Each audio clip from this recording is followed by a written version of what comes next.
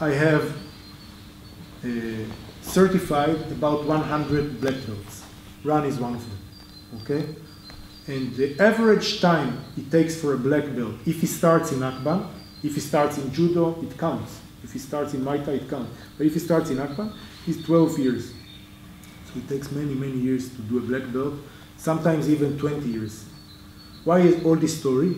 Because out of about 100 black belts, we have only 3 women. All of them are fantastic fighters who don't train now, except one, because they have kids. So if you have little kids, and the situation is that you cannot train. So they stop. I don't know if they will ever come back. But they were just like wonderful. But look at the percentages here. Like 1%, 2% women. Not a lot of women. Okay, and it's a bad thing, but I don't know how to fix it. I see that in Aikido they have more women, and I don't know what the secret is. I can tell you, it doesn't hurt. Or doesn't hurt so much. I agree with you, but I believe women are capable of really good pain resistance. I guess. But they're not attracted to what we do. So, or not all of them are attracted to what we do. So I think it gets better, you know. It used to be, now there are about 10 women in my groups. And I think it gets better all the time. And I think now that there is a lot of MMA in Israel and everywhere in the world, you can see more and more women in MMA, which is good. I don't think there should be a difference. And I think it's good that we have a lot of energies in the group, in the dojo. But that's the situation, so I handle it like it is. So many things. Absolutely everything in my life. Okay, because I was weaker, and almost everything. It brought me calm, it brought me friends, and now it brings me what I say nothing to David, okay? It brings me even deeper place inside me, understand? But I've been doing it for so many years that it's just my life, you know? I wear hakama all the time. And even when I take a day off, when you wear a hakama, I feel the hakama. I feel it, you know? I feel it if I take a day, I feel the hakama. So I like it because I know, okay, this is, so I don't have to make a stance. And if I make some stance or do something, then immediately I come back into the training. I have a nice, I have a lot of stories that I really did bad things to other people. But I like to tell other stories. So you can see that even if you're an instructor, you don't always win. And one time I got into a fight with one of my neighbors. I didn't know him, I got very angry. So I went up into his apartment, he blocked my parking lot and started shouting at him. So he went out, okay, and grabbed me here. When he grabbed me, I got into the place where I am now. Immediately I click because the tsupari, okay, is what we do every time. So he gave me the mudra, the kujikiri, into my frame of mind. And I said, hey, wait, my friend. I took out my card. I have a card. So look, I'm a 5th degree black belt. This is it. And he wasn't afraid for me. Well, it was so strange for him that he left me. And afterwards, we became sort of friends, not real friends. You understand? So it's not like I punched him and punched 100 neighbors, no. But it gives you a good example what does ninjutsu give to me. In really bad situation, it gives you a center. And the center is always physical. It's not here, it's physical. So this is it. Well, it can be nice maybe if you have something interesting for them to hear about your time with Moshe or with Doron, how he influenced you or what it meant to you, or some story that was exceptional in the time you practiced there together. I think Doron was a very spiritual man, very spiritual, whose spirituality went beyond what he learned from Hatsumi. Okay? He had more resources than what Hatsumi taught. This is what I think. With no disrespect for Hatsumi. Okay? I have a lot of respect for him and a lot of gratitude. But Doron was really a spiritual man and a really amazing fighter. When he came back to Israel, he was a 4th degree black belt in Kodokan. One of the top, he was the top guy in judo in Israel. Nobody was better than him. And he was so modest, so nice, so full of sense of humor, okay? So I took that for him. And the spiritual strive, which means I don't subscribe to Doron's views. You understand? I don't buy the same paper. I don't subscribe to it. But he had such a spiritual strive, which was so clean, that I hope I took it. And you look at Moshe, and you can see the same thing, okay? Such a motivation to clean the inside. Such a big motivation. Everyone does it on their own way. And for me, it's a big loss not to have Doron around. Of course, it makes me very, very angry that there are people who say, yeah, he's my friend. No, he's not my friend. He was my teacher, and a good teacher. And he was a human being, so he probably had a lot of bad sides and good sides. But for me, it was just like good influence. Okay? So I can tell you a lot of stories if Yaakov will pinpoint, but I think more important than the stories is the feeling that we had then. Okay? Doron's dojo was a spiritual place, really spiritual place.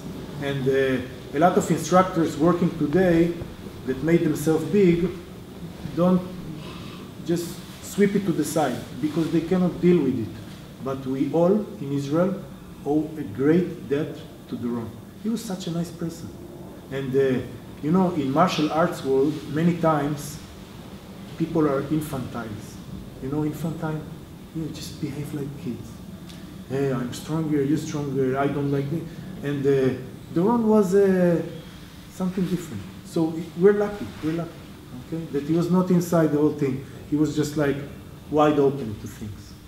He did yoga, did meditation, okay, many things. So it's good to learn. And it's also good that we have space, because as I told you, I don't subscribe to what Doron did. I don't do the same kind of meditation now. I just sit in Zazen. Okay, and I'm a Jew, and it's easy for me because I believe, but if a person does not believe, I'm okay with it, okay? So I don't think that Doron was the same, but the same energy. And look at Moshe, okay? And I think a lot of the instructors that Doron made are like this, but not all of them, okay? So this is the way this ball rolls. It was very easy, very, very easy, because Sensei was just like training like crazy then, and very, very focused.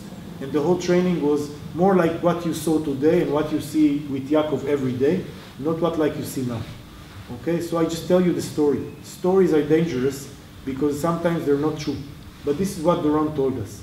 He told us that Danny Waxman, which I love.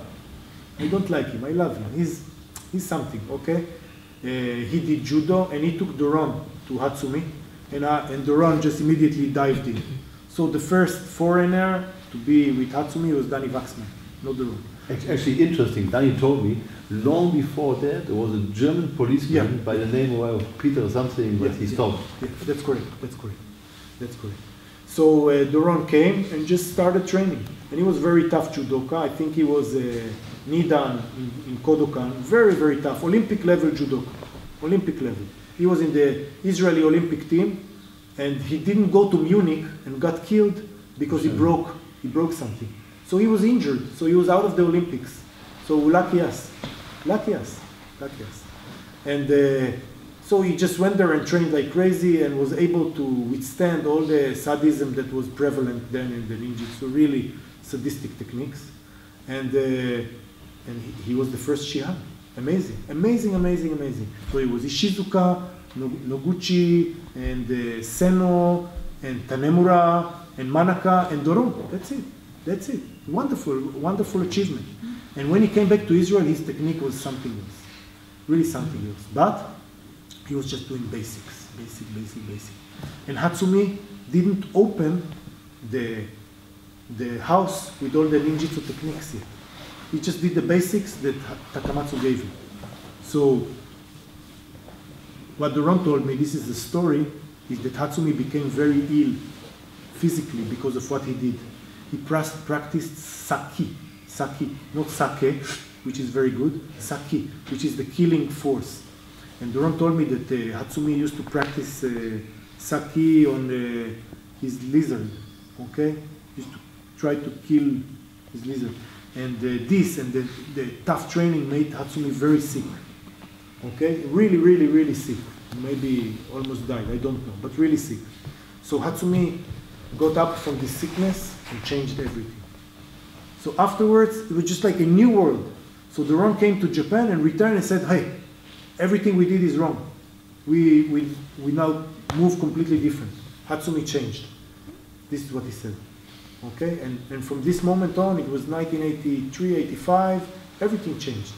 The whole ninjutsu changed. Before, I went to ninjutsu because it was the worst and cruelest and most aggressive martial art I've ever seen ever since.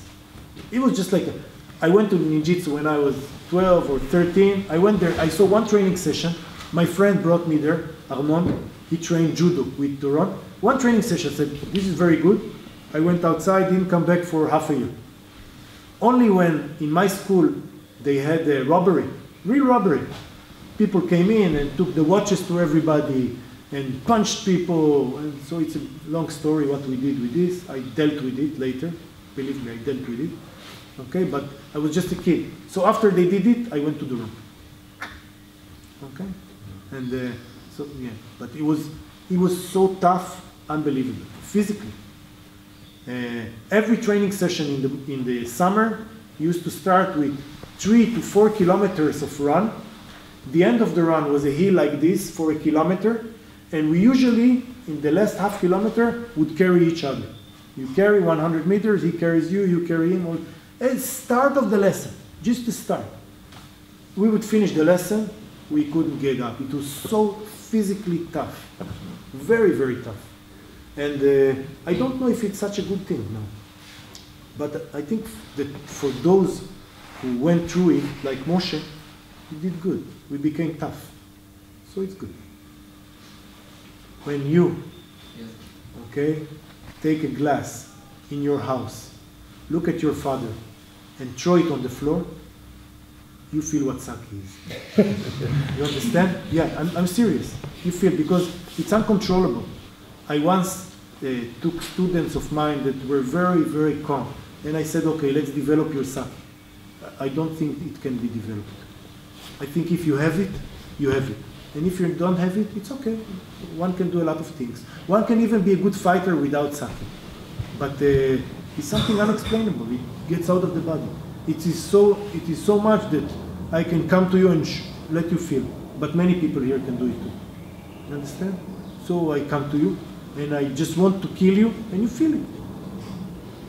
You think it is something mental? No. I have a dog.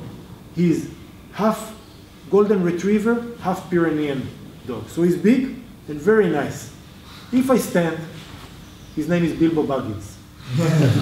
If I stand, okay, I had many dogs. This is the last dog I had. And I said, hey, come here, Bilbo. He comes in. If I say, come here, Bilbo, and I do this, he goes away. Or he starts doing, you understand? Because dogs feel it immediately. So you can feel it too. It's not energies. It's subtle things. I don't know what. Maybe it's energies. I don't know. But the fact of the thing is you can feel it. Who are the most dangerous people? Guys who can conceal it. These are the most dangerous people. So if you stand in the street, somebody says, hey, come here, you Jew. It's bad, but it's okay. You know he's an enemy. The worst people are those that surprise you, and Yaakov has a lot of stories. Okay?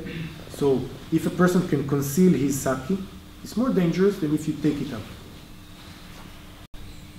Yes, please. How was it for you when Doron decided to retire? Did he make an announcement? Did he say, guys, this is it for me, my body's broken, I don't want to do it anymore? No, he didn't say his body's broken. But his body was broken.